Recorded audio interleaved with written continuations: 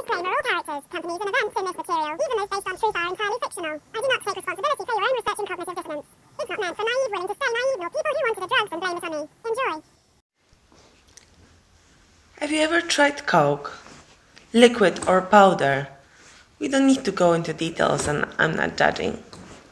If you have tried it when it was first invented in 1866, it had it all: cocaine, alcohol, and caffeine. Its creator, John Pemberton, wanted Coke to be a delicious alternative for morphine addicts like himself, solve his problem of addiction, not getting rich, help society with depression, alcoholism, sexy time, and neurasthenia. Neurasthenia. Quick wiki check says symptoms: fatigue, anxiety, headache, heart palpitations, high blood pressure, nerve pain, and depressed mood. Americans were said to be particularly prone to neurasthenia, which resulted in the nickname Americantis. Now remember, if your friend has Americantis, cure that friend with Coke. Coke is also very helpful if your child is not hyper enough, has no cavities, overweight, nor diabetes. Even though it's not official that Coke and candy can cause your kid to get ADHD, their producers use lots of money to convince you that there is no connection between kids consuming that and going all crazy. But you can always try. This in turn can enrich your life, and did you know that medicaments against ADHD are very similar to meth?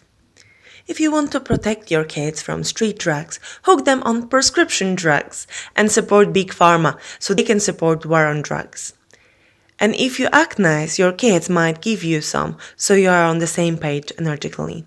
There were so many Coke campaigns. Killer Coke was so successful that no one heard about it. But feel free to check it out, how Coke kills people otherwise than by sugar. The real bears didn't make it real big neither. Pro-Coke campaigns and documentaries that really are long promotion films, with the exception of Mark Thomas' Dispatches on Coke, which shows the dark side, are doing better. Last summer, billboards were appealing choose happiness, and I think it should be choose sickness. Sounds similar, but is so much more honest, not what producer wants you to think, but what drinking it can really give you. As my childhood heroines from Absolutely Fabulous stated, you can't buy happiness, but you can bloody well charge it, and they turn to alcohol and drugs, and Coke is not it for me. If sugar means happiness for you, then Coke might be it. One small bottle equals max day dose. So much easier than eating 12 teaspoons of sugar. I don't really buy slogans "the real thing" nor "taste the feeling." I get that the real thing should make people believe that Coke is better than virtual Pepsi, but who cares other than them? It should be the real fake thing, taste artificial drink, feeling of your teeth dissolving, or buy now when you are young and don't know better, keep buying it and drink it sometimes when you get older, know better, but it reminds you the times when you didn't know better. Interestingly, Mark Thomas claims in Dispatches that Coke uses neuroadvertising, aka washes your brain so you buy Coke.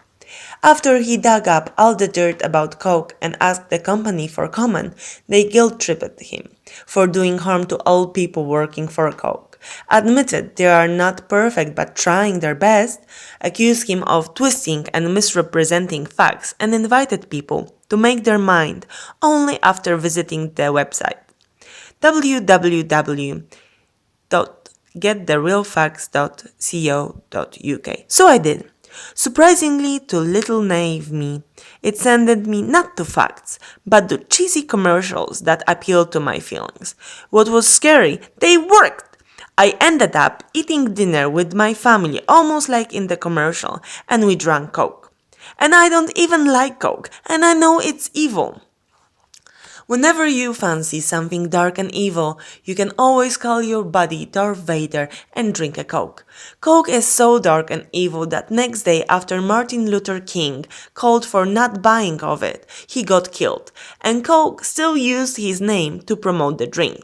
You might think that this is not funny. Well, it's not funny like haha, it's funny like yikes! That's funny because it's true. Now drink and sing. I'd like to buy a world a Coke to make it sick and evil. Thanks for watching. Like and subscribe if you enjoyed it.